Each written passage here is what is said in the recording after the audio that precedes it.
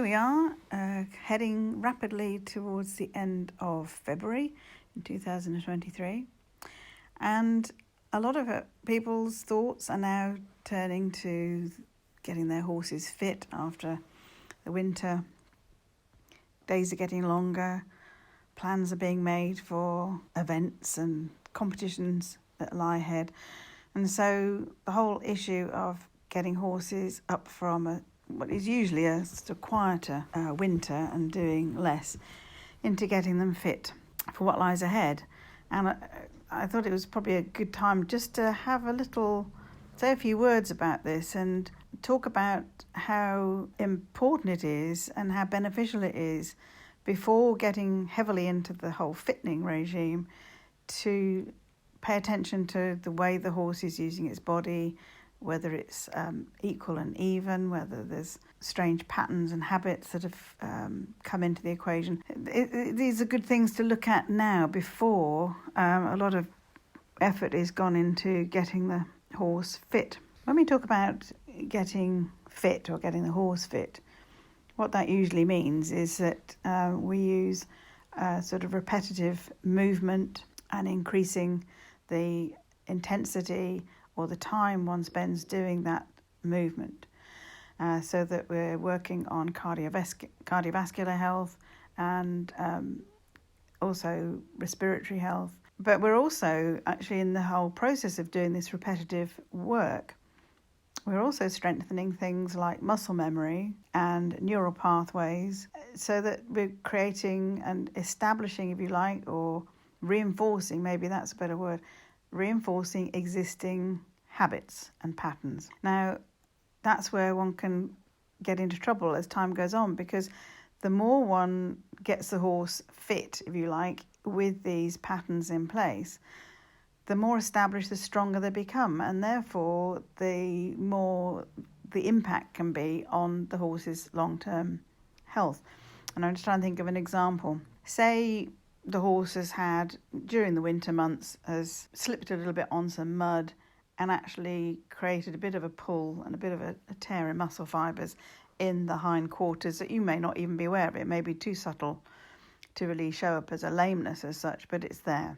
So the horse has now got a slightly unequal way of using the hind quarters through this restriction. So if we're not aware of that, but we then start getting the horse fit and increasing the amount of time it works and the distance it's travelling with this pattern, the whole time one is actually just reinforcing that unequal use of the hind quarters, because the body is a closed system. So if you affect one little area of movement, then it actually has a chain reaction to the whole body, and so you're getting extra loading or wear and tear on other parts.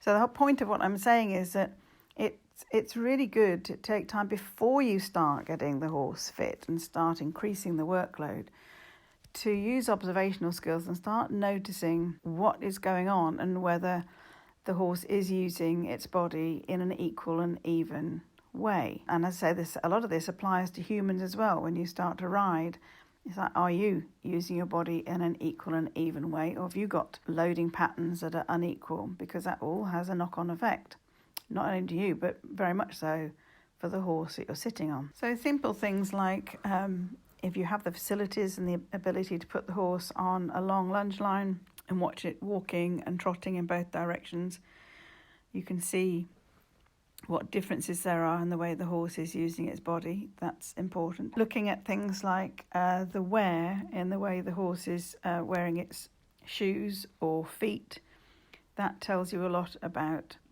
the loading and whether it's even or not. Same thing for humans. If you look at the heels of your own shoes and notice whether you're wearing one side more than the other, that says a lot about what you're doing with your body.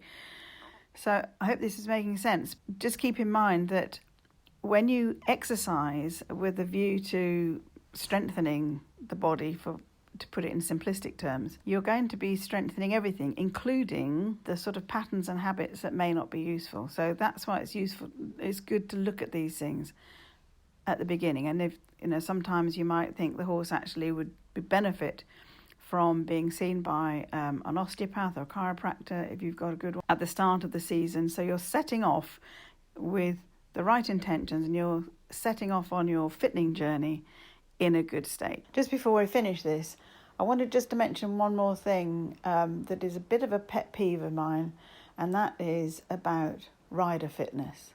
This is a piece of exercise equipment that we're probably all familiar with, and this is not a piece of exercise equipment, or it certainly shouldn't be, in my opinion, seen or used as a piece of fitting equipment. There's no doubt that actually riding on a regular basis and doing all the work involved around the care and management of horses can help keep somebody fit and mobile. That goes without saying.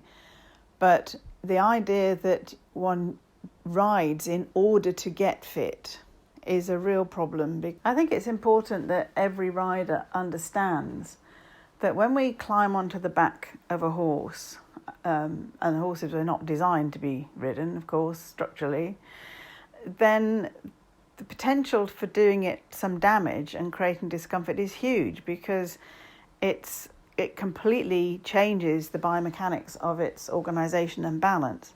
That's the whole point of good training, is to help the horse learn how to organise itself in a way that negates some of that disturbance that we create when we sit on its back. That's the foundation of sort of basic training. So when we sit on the horse, we need, as riders, to know that we've done what we need to do to be as balanced, coordinated, and have as much stability and poise in our own bodies. So we take responsibility for that. We don't impose that and add to the horse's problems. Taking on the commitment to develop a certain level of fitness before we even climb onto the horse's back is really important and needs to be sort of part of the preparation for the year to come with all the things that we want to do with the horses. So that's just one little thing that I wanted to say before we finish. So hopefully that's been of interest. We'll do some more tips and wrinkles in the coming weeks. Bye for now.